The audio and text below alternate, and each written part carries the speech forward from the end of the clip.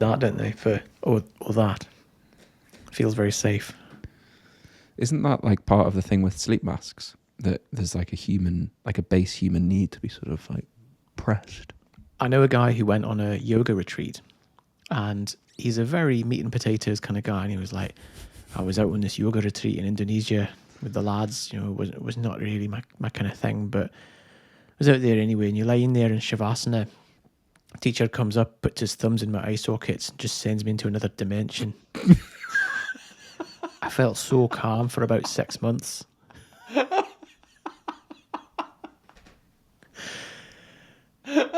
It's the best advert for a yoga retreat that I've ever heard. It's like Greg, the IT consultant from Edinburgh.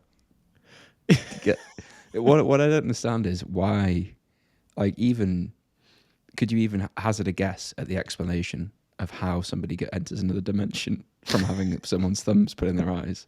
Because it sounds awful, to be honest.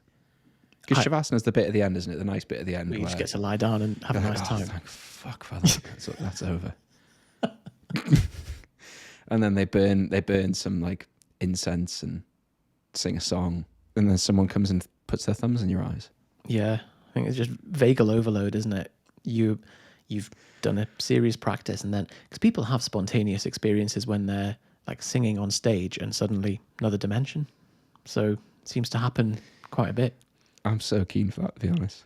We're going to we're going to hot pod yoga tomorrow. Do you think I can ask the person taking it, please, will you put your thumbs in my eyes at the end?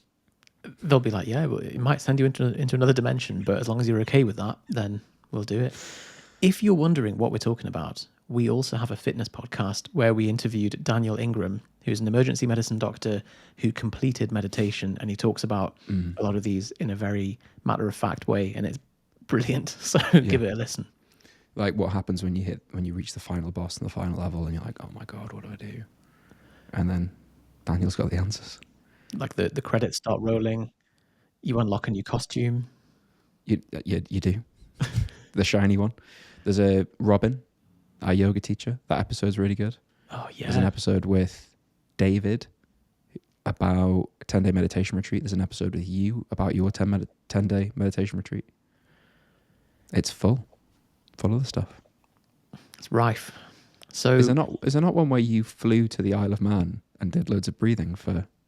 Oh yeah, with Stan Groff, and they claimed you could re-experience your birth. Didn't happen to you though. No, there were people there that were thrashing about, saying they were felt like they were coming through the birth channel and birth It's canal. hard to believe, isn't it?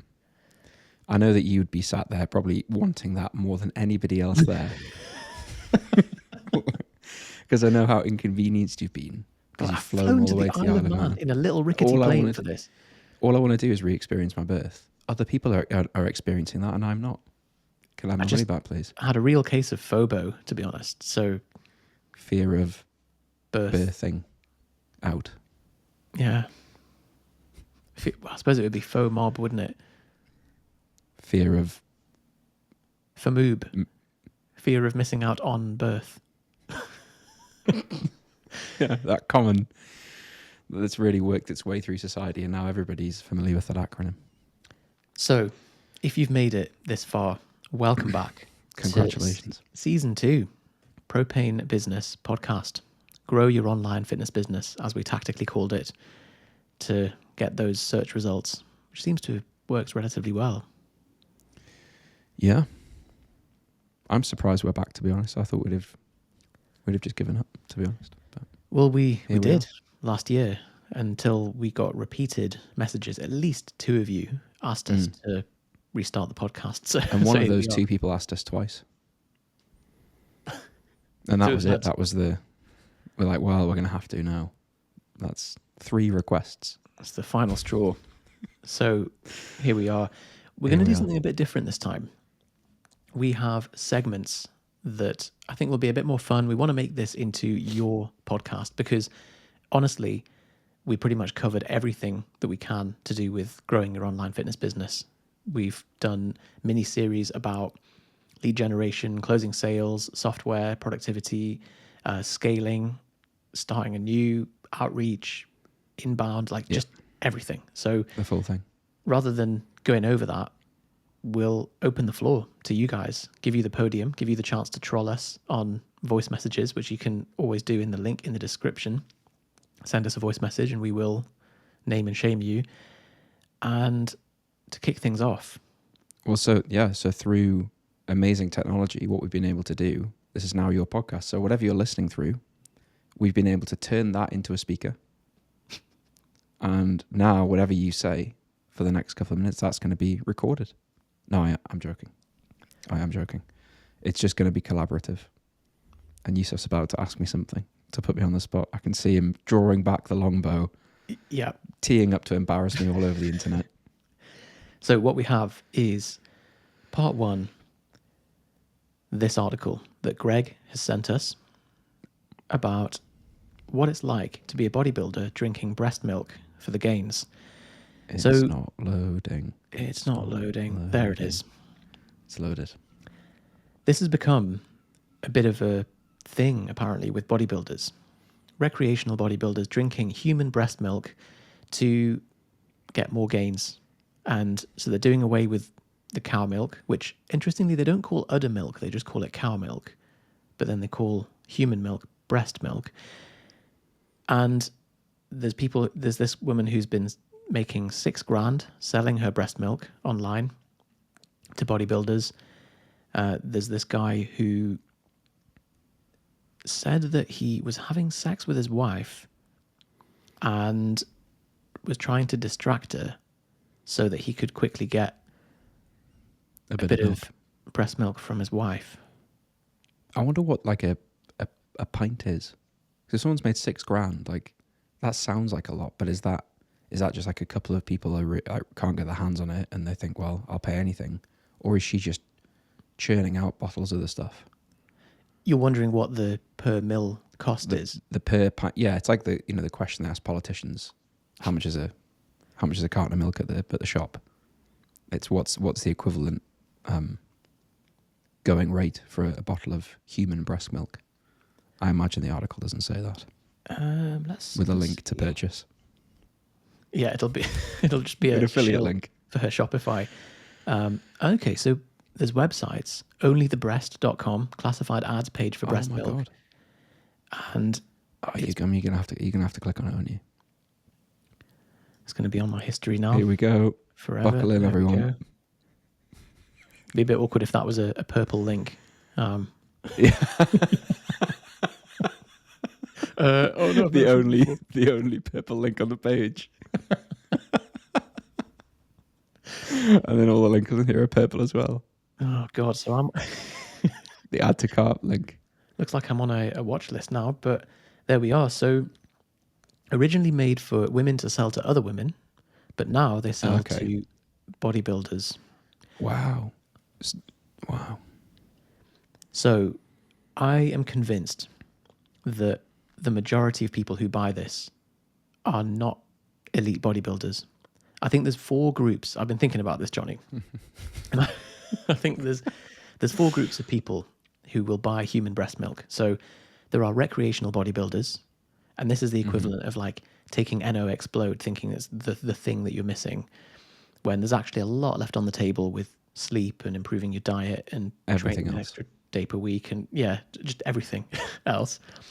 There's the kinky folk who are just completely unabashed, just want to drink breast milk because it's their thing.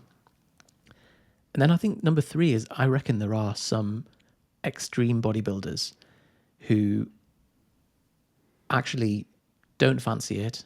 They're maybe even slightly repulsed by the idea, but they will do anything it takes to get that final couple of grams of muscle gain.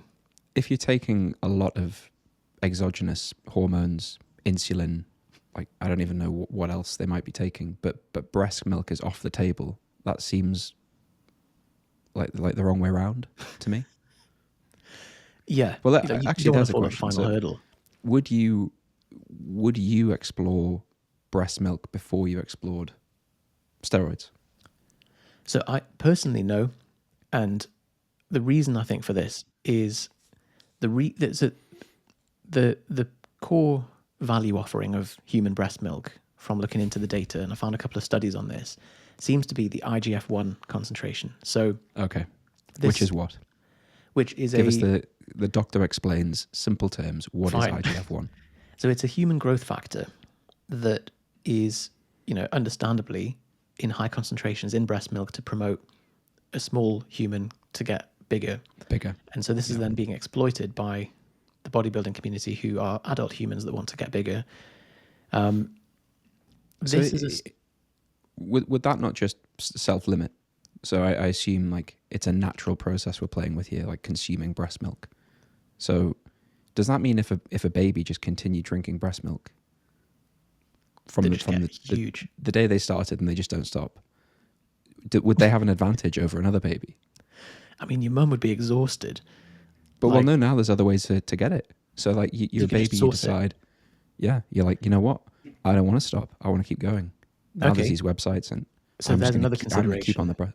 Which is that you're asking me, would I take breast milk as a supplement? It carries with it the same risks as any other body fluid from another person. So there's fluid-borne transmission of diseases that you could get, and I just feel like if you're buying it online, risk. Caveat emptor, it's you. But well, here we go. Higher blood concentration of IGF-1 in Bavarian adults. So they did a study. That is a niche study. But it does the job by the looks of it. Well, what the job being what? Increasing IGF-1 concentrations. Yeah. Right. But then I suppose, as you say, would you drink breast milk, or would you just go and actually take some kind of exactly growth factor? Because you're just trying to like peptide. manipulate something there, aren't you? It's like trying to get your creatine by just eating loads of beef. It's exactly that. And does anybody do that? It's a bit of a roundabout way to do it, isn't it? And it's I imagine it's the same situation of like you're still trying to get artificially high levels of something, but you're doing it in a way that is natural, however you define that. I imagine you have to drink a lot of breast milk by the time you've just consumed the same as one dose of IGF-1 that you would take as an injection, or however these things are administered, I'm guessing. Yeah. Well, it's got lower protein as well than cow's milk. So does it? There's another consideration for you. But it's a weird thing to think about a human fluid as having macros associated with it. I used to have a guy, you know, the kind of person that in class would always like draw loads of knobs on your notebook. And there was a guy. You joined the Pen 15 club. Yeah. At uni, he would love to just get hold of my phone and add 1 million litres of semen to my Fitness Pal. And it would completely skew my average calorie intake for the week. And it was a nightmare. What are the macros of semen? When it's 1 million litres, protein? it gets quite... But what does MyFitnessPal put it in as? Like, what are the calories from as far as MyFitnessPal? I think it was, a lot of protein, a lot of sodium. Then again, I don't... It's a user-generated database, so we don't know how accurate it is. And as soon as you start Googling that stuff, your like retargeting, your experience of ads on the internet is going to get quite weird quite quickly, I imagine. So best not to. If you do anything to 1 million litres, the margin for error is really important. So you've got to make sure that, because otherwise those errors carry through. And well, it's going to kill you, isn't it? 1 million litres of anything is going to kill you in a day, which I one day. Yeah. Like you haven't got the time, the means, or the semen to be able to consume 1 million litres. I'm not sure that 1 million litres of semen exists because 5 mils per ejaculate on average. Let's say if you got every man in the world to try and produce as much as possible, like let's say 25 mils in a day times... It'll definitely exist. 4 billion? Well, straight away. 7 zeros. Okay, that's actually a billion litres of semen. So, no, sorry, that's 1 billion. No, that's 1 billion mils. It's exactly 1 million litres of semen. So that's every human in the world producing the maximum possible. You're assuming 5 per day, 5 events per day. So the reason I've said 5 is that you will have some people that are unable to produce semen. You might have people who are too old to unwell. How these things were all considered in 25 mils per day. Like that wasn't just off the cuff. It'd probably be 5. Well, because you're going to have these absolute beasts that can just 12, 15. Yeah. So Yeah. the It's going on to be that a real note, team effort, isn't it? This then.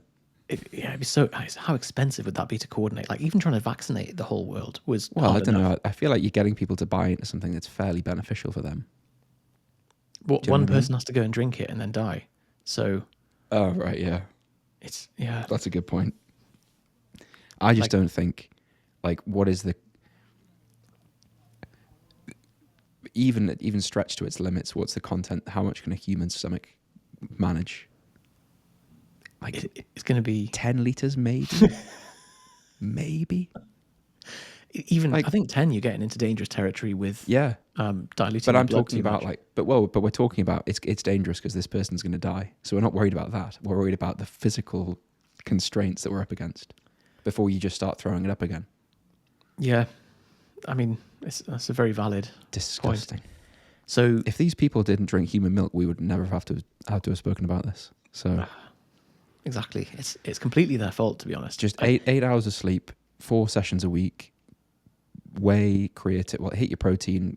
Consider things like creatine, multivitamin, ZMA. So, on that note, I think the fourth and final, we've got recreational bodybuilders, kinky folk, extreme advanced bodybuilders, and then I think we've got people who masquerade as bodybuilders but are actually part of group 2, the Yeah. kinky folk, but they're just a bit ashamed to say. They don't want to talk about it. And you raised the possibility of if it was packaged as a supplement, would that change the game? And I think it would, because there's not as much of it. It's the same as like you pour milk on your cereal, but you'd feel a bit weird like sucking it out of a cow's teat, even though it's the same thing. Unless that was So- convention. Yeah. Unless that's what everybody did. But yeah, you like we spoke about this yesterday. If as soon as My Protein bring it out, and what did you call it? So if it was called like Breast Max Elite, well, it'd be Breast Max for the standard one, and then you said In the black The- packaging that's been screened for all the people on the internet that have things in their breast milk that you don't want to consume. You have to pay an extra 20 quid. But yeah, the as soon as, because I think if you think about any of the supplements that are sold that people never think twice about, if something came to the door in a brown packet from My Protein or any of these brands, I just assume there's so much quality control in these companies that it's fine. it does make me worry, because when you get the regular creatine and then you see that they've launched Crea Pure and it's 99.1% pure, you're like, well, what's my creatine then? Like, Yeah. All Well, so it's done is- Chris mentioned this to me about get the Crea Pure because it comes in capsules rather than tablets, and I can't find it on the My Protein website. unless So there you unless it's all Crea Pure now, they got rid of all the ones that's laced with all sorts of rat poison The and stuff. impurities. Yeah. You've never It's- been drug tested. No, I can't believe that. not once. You managed Just to not get to strong enough. Worlds, and Yeah, but when you come like in the bottom half at Worlds, they're not going to drugs test you, are they? Why would they bother? I suppose they're not a very well-funded institution, are they? So I they've think gotta it's also say- changed now. So that was like back in 2015. So I think that the rules and the regulations around drugs testing, because there was something about the USAPL weren't conforming to WADA's drugs testing. I think they were testing too often or something like that. So now the USAPL have like been hived out of the IPF and are now doing something else. But the drugs testing's definitely changed. But yeah, I didn't get drugs tested, but you did, because you went to Eggborough Power Station with delt striations and tricep separations, and the guy with the blazer and the red badge on the clipboard watched everybody else come up and take their deadlift, watch you take your deadlift, and watch your shoulders like flare and pop out as the bar leaves the ground, and thinks that guy's on drugs. just because I shouldn't really have been in that weight category. I was- You were just in, weren't you? Were you like, Oh, was that the 50 grams. 74s? yeah, You were in the 74s and I weighed in at 73.95 after dehydration. after like going backwards and forwards. Oh my god, you were the leanest I've ever seen you by a mile. It was such an unpleasant time of my life. If anyone's listening and has been that lean, you'll instantly be like, oh yeah, I know that headspace. It's grim. Can we get a photo pop up of you being that lean? Yeah, I actually have one here somewhere. It was when we were checking in. We were both being coached by Eric Helms at the time. We were checking in weekly, and we were both reverse. Or you were cutting, I was reverse dieting, and I remember we were both in the phase where we were getting like calories added. So we were getting like carbs added each week, and we would both sit with the amount of carbs that we thought Eric was going to add next to the laptop, waiting for the email. Oh. And then like the email would come in and go like, "Hey man, I'm going to add 10 grams of carbs." Like, oh my god! And you're like, Yes. straight in. That has uncovered a memory that I'd a traumatic memory I'd forgotten there. Which exactly. So there was Yusuf's pancreas, by the way. If anybody missed that, just flashing up my pancreas. Yeah. Goodness that was insane, me. man. The experience of being drug tested is a whole kettle of fish. Is that right? It's a whole kettle of fish. It involves, you finish your deadlift, as you said, the man with the blazer goes, son, coming with me. I think you better come with me, son. You have to go into the toilet, and then he watches you at waist level, wee into a jar. Eye to eye, as it were. Eye to eye. as a way to make sure that you're not concealing urine in your rectum and passing it through a prosthesis, which I think to do a max deadlift in that situation with a pouch of urine in your rectum would impact my performance negatively, I think. It depends Probably how much you more than care drugs. about. Yeah. It depends how much you care about the urine staying in the bag, I guess. Because I think it's going to impact your performance so just to give an explanation that everybody's fully clear on, what the way people have historically got around drugs testing is bag of urine up your bum. Everything else is fake. And then you get taken straight off the platform as soon as you've done your third deadlift. So you do your third deadlift, get taken straight into this room, and then you squeeze your bum, fake urine, drug-free urine comes out into a pot. You hand that to the drugs tester. You pass your drugs test while being on drugs. But you've obviously got a deadlift with that up your bum. I see. And so it's to stop you from doing your deadlift, quickly running to the toilet, then putting something in your bum, and then doing the drugs test. Yeah. But most people squeeze their bum when they deadlift. I think that's fair to say. Like, I don't think I'm calling anybody out. Yeah, I'm going to get cancelled. I think it's difficult, isn't it? It's heavy, especially the third one. It's the heaviest you can do. So it would probably come out of the bag and go down your leg, which is fine as long as you're not going to get drugs tested. Yeah, that is true. But you passed your drugs test. We should say that. I passed it. I think it was 6 weeks, and you going through. You sat there nervous, and maybe the impact whey rhubarb and custard that was 3 years out of date. Maybe like because of the fermentation process of it being in my cupboard, it's just turned into Trennin custard. Dianabol and custard. It easily happens. So, Jonathan.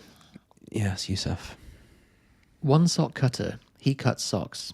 Two sock cutters, they both cut socks. 3 sock cutters, all 3 cut socks. Yeah. Couldn't agree more. Can you just remind me how many you want me to, of each one? 1 sock cutter, he cuts socks. 2 sock cutters, they both cut socks. 3 sock cutters, they all cut socks. Guys, what I asked you the last time. Pardon? Send us a voice message, guys. Tell us how many sock cutters. I would like to know what is the error phrase that you're trying to create. Can you say that for me? Just right into the mic. Can you just say it? Or do you not know? Well, I mean, maybe find out. You listening to this podcast can tell us. If you can figure it out. Accidentally. Yeah. So. Sock fucker.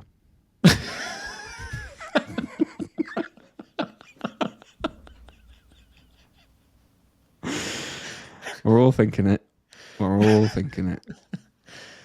Just because the pheasant plucker's friend is tardy doesn't mean that he should be reprimanded. Behind it. Just, yeah. His day just got away with him.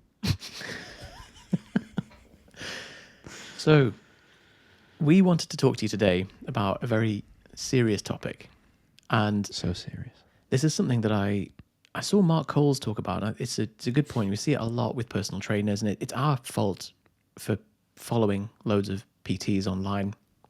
We see quite a lot of this.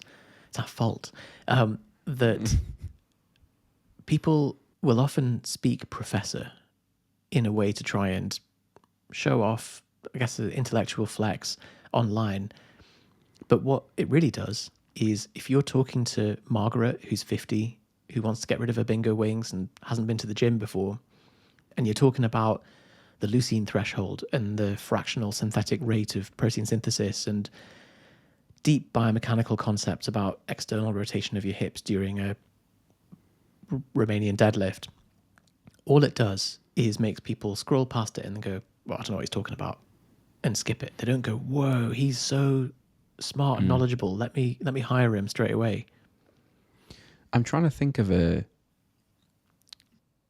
In fact, you know what? I can think of an example. So I may have mentioned in the last season of the podcast that I've been playing a lot of golf recently. This is relevant, I promise. So the first golf lesson I ever had nearly made me stop playing golf because the pro who was teaching me used so many phrases and so many terms that I had just never heard before, didn't stop to explain any of them. And golf, there's quite a lot to golf in the first place. There's quite a lot to manage, and especially if you've never done it before, you stand there, swing the club, miss the ball, look like a total idiot, right? In the same way that a lot of people have that fear when they step into the gym for the first time, try a squat for the first time, try to lose weight for the first time, whatever. And all the terms he was using honestly just made me think, you know what? This isn't for me.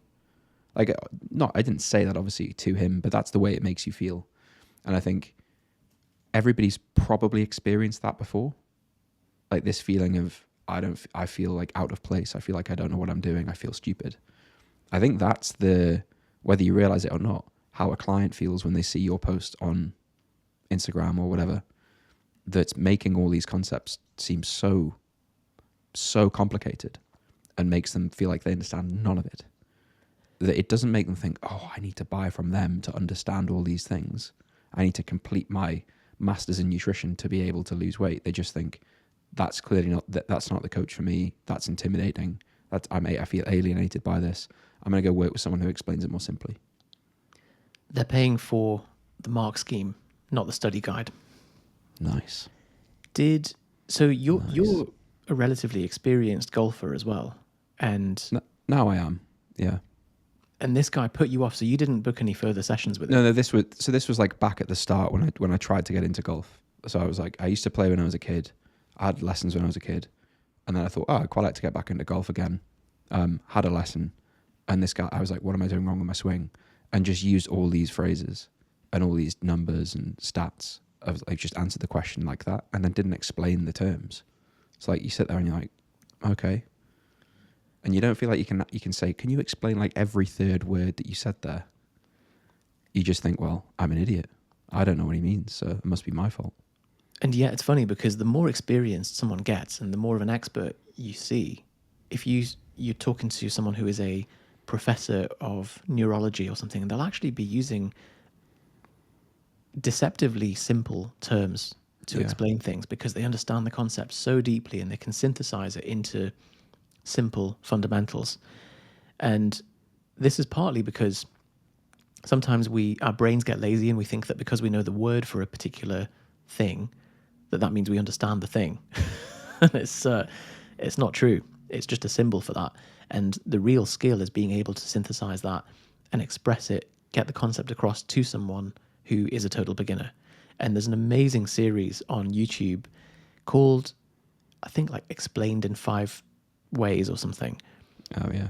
And what they do is they get some expert in a field to sit down with a 5-year-old and then a 10-year-old and then a 15-year-old and a 20-year-old, like undergrad, and then a postgrad, and then a eminent expert in their field. And they have to explain that concept to do with, machine learning or cryptocurrency or something like that in 5 different levels, and it's fascinating to see.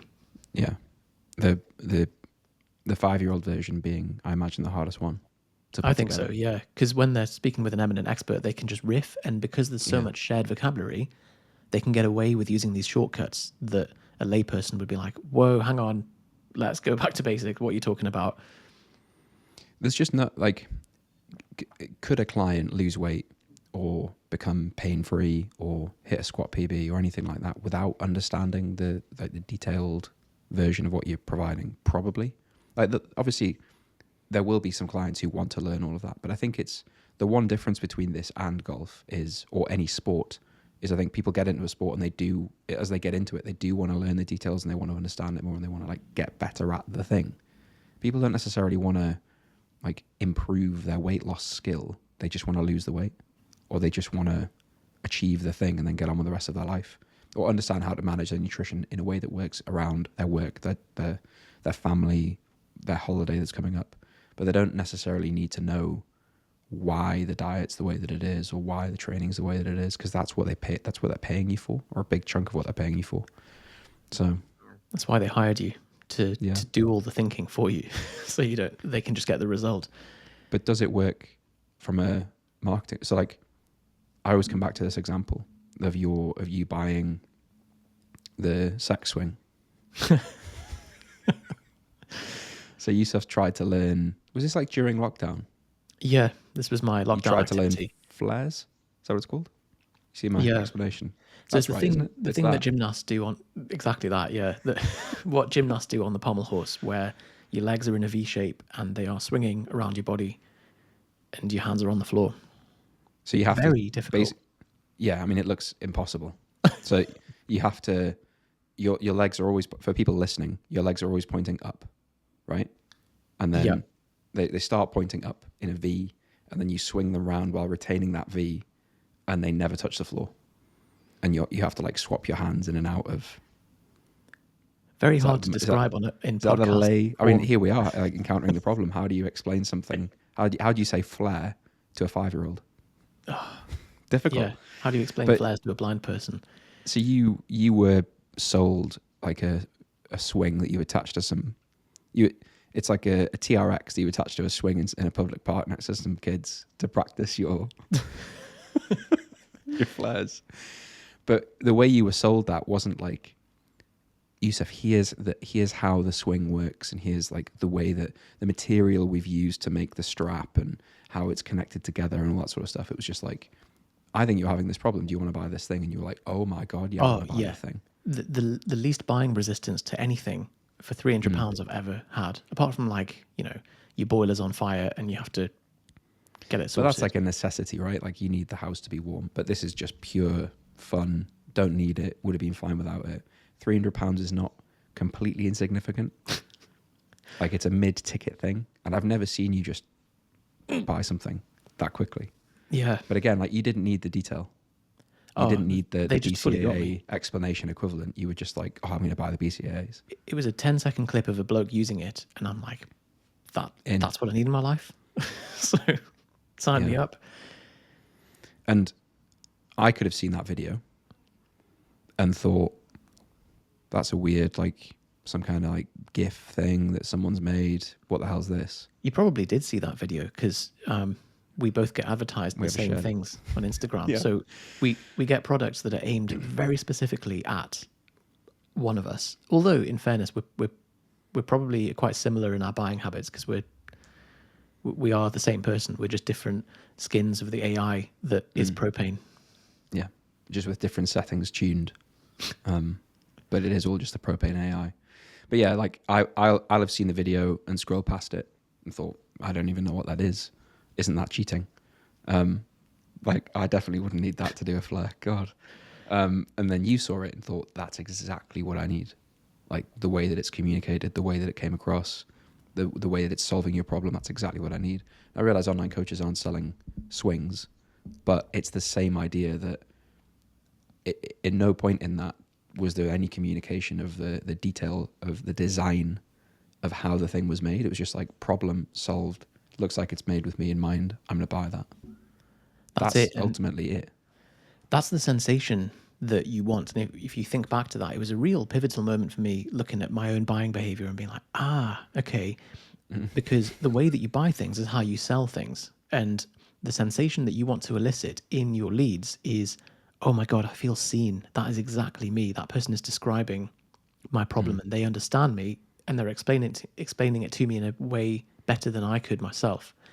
And when you do that, it's just you've completely solved the problem of, oh, but is this right for me? Because of course it is. Yeah. Do you know what time it is, Johnny? I do. There's a clock in the corner of my screen.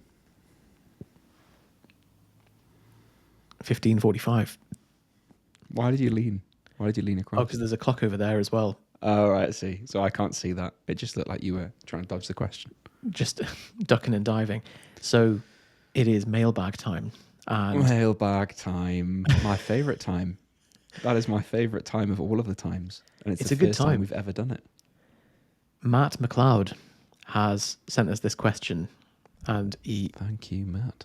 Didn't use the link, very awkwardly sent it on an Instagram voice message. And I spent about 20 minutes inspecting the source code of the Instagram page to download it as a file and play it to you on here. It didn't integrate with our AI and the AI crashed. And yeah, it wasn't compatible, but here we go. Very good question from Matt.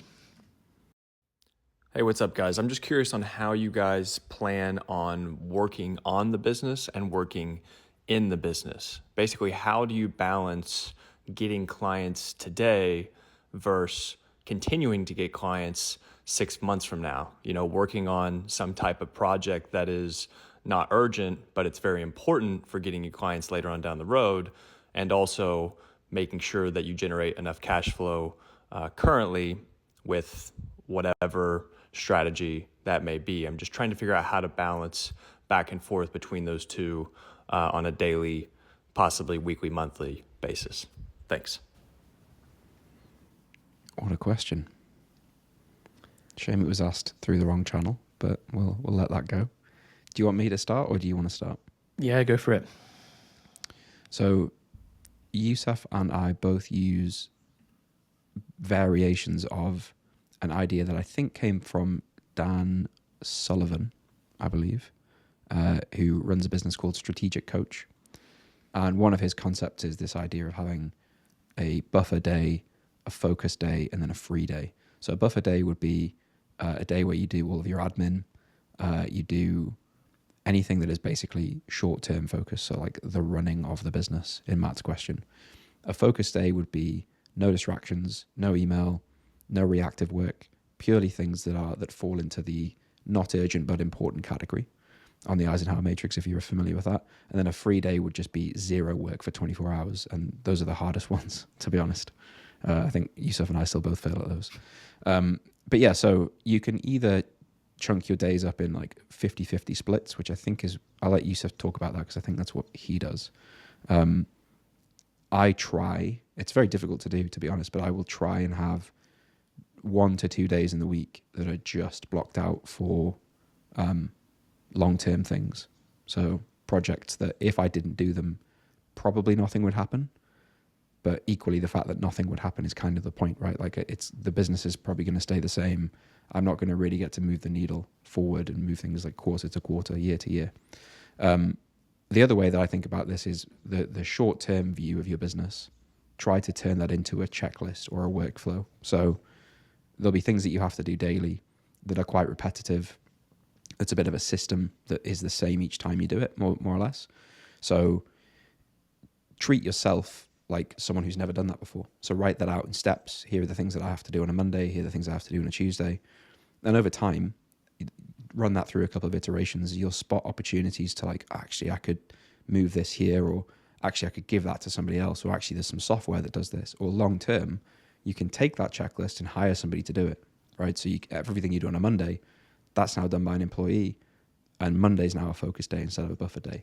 And then you're doing 3 days a week working on next quarter, next year. So ultimately, that's the part of the business that you can't really outsource, right? It's thinking about, how do I move things forward? How do I like dream up the vision of what this is going to be like in a year's time? It's not the replying to emails, checking with clients, the stuff that is the same every day. So splitting those, I like to split it across the week, but there are other ways to do it as well. So I'll let Yusuf explain his view. Yeah. So you covered it there, that you have got working on the business and you've got working in the business, and you can't, especially in the early stages, you can't just do one or the other, because something will set on fire and bite you in the bum. So splitting up your time and doing it throughout the week, as Johnny said there, you've got days of the week where you have buffer days and project days. And it does have to be a full day. It can't just be a time block, because strategic thinking and big picture stuff takes up a lot of bandwidth, and you can't just squeeze it in 20 minutes between emails. It's a different headspace that you have to be in. So the fundamental concept is separating planning from execution. This is why we work in quarters, and then we do an annual review, so that we can make sure that we're actually running fast, but also running fast in the right direction. It's very easy to just lift your head up after maybe months or years of running in a certain direction, and then being like, oh God, what have I've not even been paying attention to where I was meant to end up.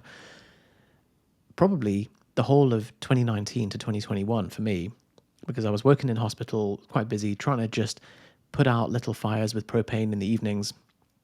I felt like I was just running through life, just stumbling through, off balance.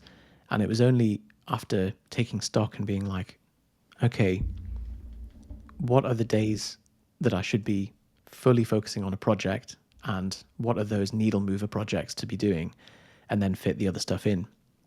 Some people tend to one form of work over the other. So my tendency is to just try and clear all the inboxes and just get the shallow work out the way, and it pushes the big project work back. Other people might be the opposite. They're permanent planners. You know, they've got this big launch coming up, and it's going to be sick, and it's going to have an app, and it's going to have AI, and it's going to be amazing. And they'll be like whiteboarding for 6 months and never actually get to launching anything, and they don't have any clients. So you need both, but you just have to build it into your week, and then have checkpoints, maybe every quarter, maybe every month or every year, however you want to split it, to take stock of where you're going. And that's how you do it. That fully froze for me about halfway through your explanation. So if in the video I'm just going, then that's why. But it sounded like it didn't. I mean, obviously you didn't freeze. For you, did you? I didn't continued freeze. Talking. So that, and that's okay. the AI that we've built so good that like one side of it can freeze and the other side doesn't. But yeah, the point. So it's actually something that I've recently been focusing a lot of time on, is aggressively trying to protect days in my week where like nothing gets scheduled. I don't do any reactive work at all. So I don't look at email. I don't look at our client management apps. I don't look at social media. I don't send marketing emails. And as soon as you think of it like that, you think, all right, okay, so on the day that's a buffer day, I have to do all of that stuff in advance. So I have to make sure that like all my clients are responded to, everything's scheduled, everything's going to go out on time regardless. So that on Tuesday, Wednesday, whatever, when you wake up and you think today is just project day, you don't feel that sense of like, oh yeah, but shit, like I need to do that other thing, because you've done it all. So that's why having this planning view of like, this is how my week's going to go, this is what I'm going to do this month, this quarter, and then you just execute it. Only when you view it like that can you actually have the clarity that you need to sit down and focus for even just a day. It's so much harder than it sounds. It's great for clarity and sanity and headspace as well, because trying to plan and execute at the same time, your brain just freezes, because it's not designed to be doing both of those things at once. Yeah. And a big part of productivity that we always talk about is not the tools and tactics. It's when you're doing a task, and this sounds so simple and facile, but doing that task fully and being at peace with all the tasks that you're not currently doing. Because if you're doing a task, but at the same time you're carrying the burden of all the stuff that you should be doing, but you're not, your attention is going to be divided in 100 ways. There's a video that we both laugh at that we spoke about last night, actually, which is where David Allen, who is the founder of Getting Things Done, it's on YouTube, by the way, you can search this. It's like, it's only funny in sort of a sadistic, nasty way, but it is funny. So he walks this like TV host through getting things done. She's going through and like processing her inboxes and all these sorts of things. And he shows she has like a table piled high with like all these things that she thinks that she needs. And his process is he just has this tiny little notebook with one piece of paper and one thing written on it. He's like, that's my capture list. And she like calls him crazy and all these sorts of things. Ends up crying actually. But his point at the end is like, in order to fully engage with what you're doing, you have to be completely at peace with everything that you're not doing, which means two things. Firstly, you need to understand what all of that is. So you need to have a complete picture of everything that you're not doing that you could do. And you need to have appropriately like looked at it and engaged with it and thought, actually, yeah, that can wait. That's not as important as this thing, or that I need something else to happen, or I need to wait for somebody, or that's contingent on this project. But if you've just got all this like swirling around in your head and you sit down and you try to put a new program together, it'll be 2 minutes before you're like, oh yeah, I've got that thing that's due on Friday that I've completely forgot about. And before you know it, the project day, gone. It's just been eaten up by little It's awful stuff. And the reason this happens is because your mind is sticky.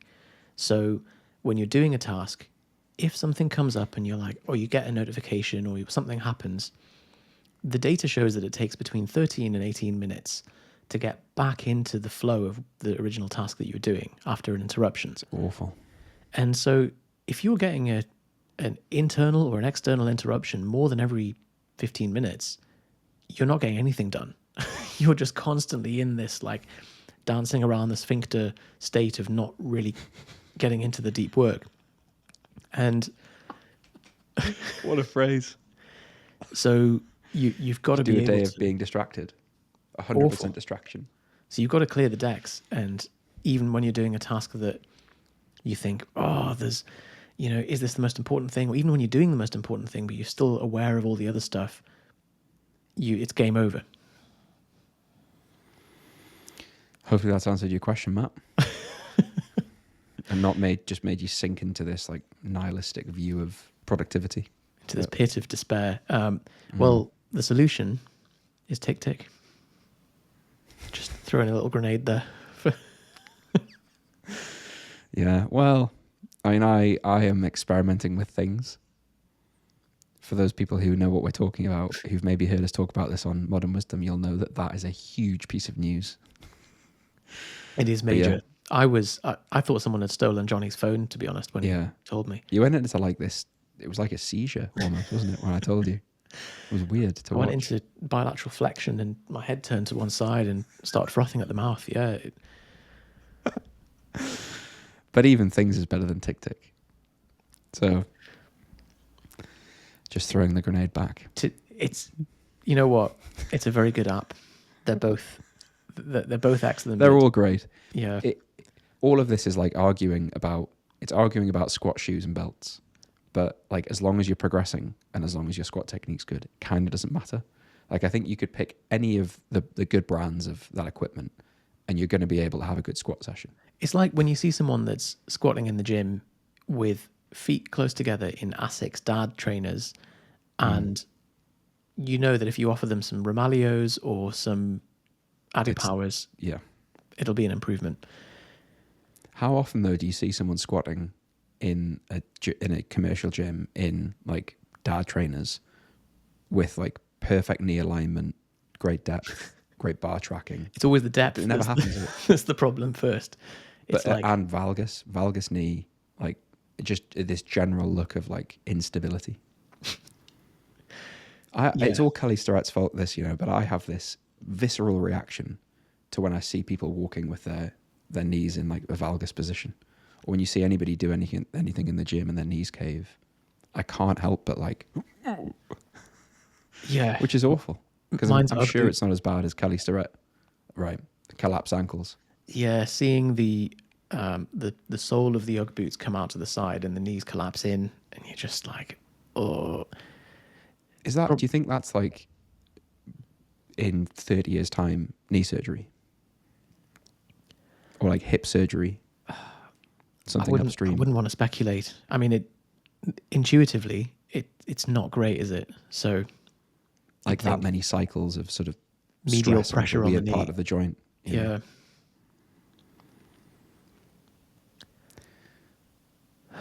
Are we done? That's it, I think. I have a question for you, which is completely unrelated to running an online fitness business, but it's something that I hear a lot, and I imagine PTs listening will hear this a lot as well. So, on the subject of like knee surgery and hip surgery and things like that, if you lift weights, you will probably have someone in your family or a friend who will say like, you'll get a bad back, or you'll like damage your knees, or you'll damage your hips. But all the people who I like know in my social circle who've had like knee problems or hip problems or back problems is different. Knee and hip, don't lift weights. They've got it from just sort of like sedentary living, like they've bent down to pick something up or tripped over a curb or something like that. And I know there's a smaller number of people I know who lift weights, so it's not a fair sample size comparison. But I don't know anyone who's like needed knee surgery yet, or needed hip surgery yet. So I know you're going to say you don't want to speculate or get cancelled as a doctor on the internet. but what do you think about like the risk profile of lifting weights over time for something like needing a hip replacement, needing a knee replacement? Lifting weights will have a inverted U curve of risk reward. So the inverted U is the idea that, and many things apply to this, like certain supplements and drugs and behaviors and things like sleep and meditation and eating and all this stuff follows an inverted U curve, which is at a very, very low amount, it's bad for you, and at an extremely high amount, it's bad for you. But if you do a moderate amount, it's probably quite good for you. So things like, I guess you could apply this to running, you could apply it to things like red wine and money. In fact, pretty much anything. And so, well, hang on a second. So, like, are you saying that 0 red wine is worse for you than some red wine? According to some of the data, but they think that this is maybe Wow. because people that drink red wine tend to be social. Yeah, there's more. They might be a bit more wealthy and so on. But then if you drink loads of red wine, probably not great. So the money's a weird one. It is, yeah. Money and sleep, 0 sleep and 20 hours of sleep a day, not good for you. So lifting weights will follow water, same thing, yeah. Oxygen. The question is, how do you find the top of that inverted U curve? And I think for lifting, probably something like a 140 kilo squat, like getting your lifts up for a man, for a woman, maybe say 2 plates, getting up to decent amount of response from lifting, not so heavy that you're really teetering against the edges of human physiology. You've improved your bone density, your mitochondrial expressions, your life length, all these kind of things from the positive effects of lifting, but you've not exposed yourself to the risks of what happens when you put 300 kilos on your back. The health benefits of going from a 200 to a 300 kilo squat, probably quite small. That's true. I think 140, my issue with that is like, when you hit a 140 squat, do you just then squat 140 for the rest of your life cause health? Do you know what I mean? So that's like, a good question. Is that healthy? I would say it's similar to if you and I wanted to just like get a bit better cardiovascular fitness, and there's a major low-hanging fruit for that. I don't know about you, but mine's terrible. My step So count I've been doing this recently. I've been going for runs. Really? Yeah. Johnny. Wow. Okay. So it's embarrassing. So there's the question. Like, if you got a 5K number, a 5K run time that's like okay, do you? I've got this data. I've literally got this data to share with you over a 6-week period of having gone from no running to running once a week. My wow. 5K Okay. time. Yeah. So it's the same as that then. Like when you hit a target, would you say, right, I'm going to just keep getting it better and better, or do you say, right, there's an opportunity cost of getting my 5K time from however many minutes? I don't even know what's a reasonable 5K time, but well, I was literally speaking to Becca about this the other day. So when I was 105 kilos, I ran 5K with Becca and almost passed out, and that's not an exaggeration. I'm not surprised. Like, it was horrific. Well, that's me doing it with a 25 kilo plate. Yeah, weighted pack on. Yeah, and I imagine at that time, probably our cardiovascular fitness was about the same. Maybe mine was slightly better because I was trying to do CrossFit at the time as well. So, and this is a whole other conversation, but our friend Ben wanted to do 75 hard. I don't know whether anybody's, but you probably have heard of that. So I'm doing like a watered down version of it for a bit of accountability with him. So one of the things I added in, I'm still just lifting weights 3 days a week. One of the things I added in was like, oh, I'll go for a little run. Like that might be nice. Because I used to be into running. I used to run when that's how I lost weight initially. I did the Great North Run. And I had this idea of like, I'm probably not going to stop like powerlift to like do competitive powerlifting again, but wouldn't it be cool if I could deadlift in the same week, like 300 kilos and do a decent 5K time? Like, doesn't that sound exciting? So I thought, well, I'll do that. So did an initial 5K, got like 29 something. And last week did 24 something. And my goal for the year was to just break 25 minutes. So in 6 weeks, I've got like, so I looked at the park run times. I know this is not an example of like elite running, but that would have placed me like out of 350 people in a local park run. I think it placed me top 30 or something like that. Really? And it's Wow. just from 6 weeks of running.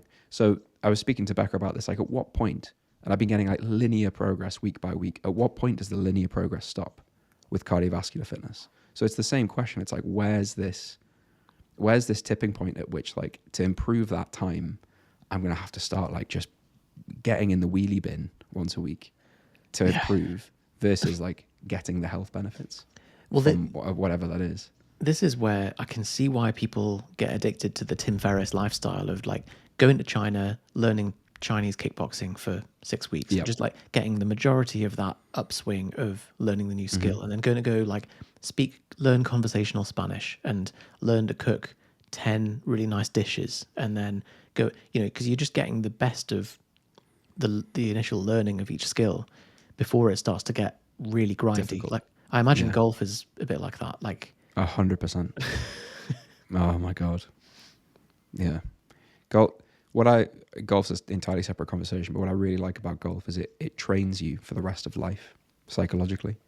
So it's very unfair a lot of the time. You can have strokes of luck and times when luck really works against you. You can work really hard and be really consistent. One day everything goes great, the next day everything goes terribly, and you're just out there for 3 hours with you and your thoughts. And if things are going badly, you just have to learn to go back to the process when things are going badly. It's so difficult at the time, because at the time you just want to throw your club and like snap things and shout. But if you just make it through, I think there's so many benefits. But anyway, it's not about golf. But so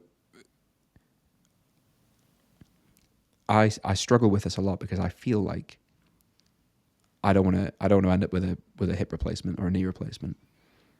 But I don't know anyone who's like met this criteria for me, right? Like everybody I know who's needed those things isn't involved in physical fitness. I'm like, well, if I'm going to need a knee replacement anyway, from just being a person, might as well try and increase my squat in the meantime. So maybe a way to reframe it was, let's say you never really got into lifting weights, and by the age of 30, you found that you enjoyed yoga, you became a yoga teacher, you really enjoyed doing yoga, pretty flexible, but you get under a bar with 60 kilos and you're like... Yeah. So at that point, would you, if you were reasonable and rational, would you be like, oh, you know what, I should probably lift weights for a little bit and just get a bit stronger? Right, I see. Like build up that attribute, build up that skill to the point where it's reasonable. Yeah, until you get to the point where, let's say you're squatting 140, the gains are no longer 2.5 kilos a week. They're no longer 2.5 kilos a month. And then you're like, oh, I'm going to have to actually like really periodize my program and start going quite deep into this to add 10 kilos to my squat. So the game is then like hunt for weaknesses and just get them up to a decent standard. I don't know where I stand on this. Maybe this is for another podcast, but because there's a book that came out recently, I can't remember what it's called, about being a jack of all trades, being balanced and being able to just kind of be okay at everything, because that's a competitive advantage in itself. Mm-hmm. But there was another one, counter thought to this, which is fuck your weaknesses, just double down on your strengths completely, like anything you're bad at, don't even try. Which also, I can see the logic in it, and I don't know. So I'm rereading Principles by Ray Dalio. And one of the things he talks about is like, you need to recognize your weaknesses, but just hire people. And I know that's in a business context, right? But like, he's saying like, you can try, there's two ways you can approach a weakness. One of them is like, you try and improve upon it, but realize that if it's a weakness for a reason, or realize you're weak at that and then just look for a solution to that problem. It's not quite the same when it comes to like, I can't squat more than 60 kilos, so I'm going to hire somebody to just squat the weight for me. But it is difficult, isn't it? Because the yoga teacher, if they're doubling down on yoga, or then taking some of that time away and some of that flexibility probably away to then squat and improve their squat, like I imagine there's a negative effect on yoga for a short period of time. Yeah. So I suppose then in that example and in business, it's about recognizing what is the good enough threshold where it's not causing me problems by not having this, and just get it up to that. But then where does that stop? So like, should you and I be learning Spanish? Do you know what I mean? Like at what point you then have to have this other filter of like, what are the things that I care about that I'm going to then try to get up to a reasonable standard, and how do you make that assessment? So that's where you look at your values and your overall life mission and principles, and you say, okay, what are the things that are important to me? Do you know who's good at this? Emil. He's a guy. Yeah, he's just a guy living in Mexico, actually living his best life, because he's got 3 values, I think, that are very clear, and he just lives by them. One of them being freedom, financial freedom, and not being sovereign as a person. And financial freedom is such a trigger word that Active Campaign warn you about sending an email with that phrase in. Yeah. I've just tanked the the podcast machine has heard the word now. There is no podcast machine though, is there? That's the thing. You can say whatever you want on a podcast. Whatever you want. Within reason. And so can you if you send us a voice message by clicking on the link in the description. I fully derailed that, didn't I? I apologise. Hopefully it was somewhat useful. Hopefully you guys are glad that we're back for our constant derailings. It's just going to be a season of derailings, to be honest. So for anybody who listens to Modern Wisdom and watches Chris try as hard as he can to stop us from derailing the conversations, all of the derailings that would have happened there happen here. So if you enjoy Modern Wisdom and want all of the derailing best bits, come back here for more of this. That's it. So send us a message and we will speak to you soon.